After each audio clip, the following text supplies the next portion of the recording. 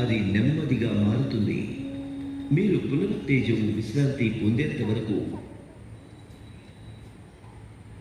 అదే భంగిమలో ఉండండి.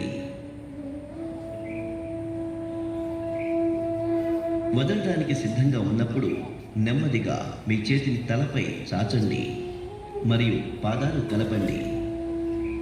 తరువాత కుడి లేదా ఎడమకు ఏడు వైపు తిరగండి మరియు చేతుల సహాయంతో కూర్చున్న భంగిమకు తిరిగి రండి.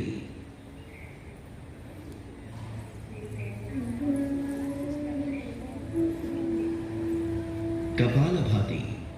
జాగ్రత్తలు: గుండెకు సంబంధించిన జబ్బులు, మూర్ఛ, వరిబీజం, గ్యాస్ట్రిక్ అల్సర్ ఉన్నప్పుడు లేదా బహిష్ట సమయంలో దీన్ని అభ్యాసం చేయకూడదు. ఏదైనా ఒక సౌకర్యవంతమైన భంగిమలో కూర్చోవాలి. వెన్నెముక తల నిటారుగా ఉంచాలి. కళ్ళు మూసుకోవాలి.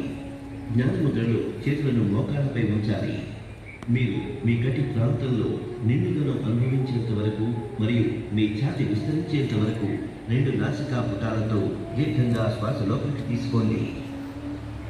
దిగువ కడుపు కండరాలు బలవంతంగా సంకోచంతో శ్వాసను బయటకు పంపించాలి మరియు శ్వాస లోపలికి తీసుకోవడం కూడా పరోక్షంగా ఉండాలి. 20 స్ట్రోక్స్తో మొదటి విడత కపాలభాతి ఆరంభిద్దాం.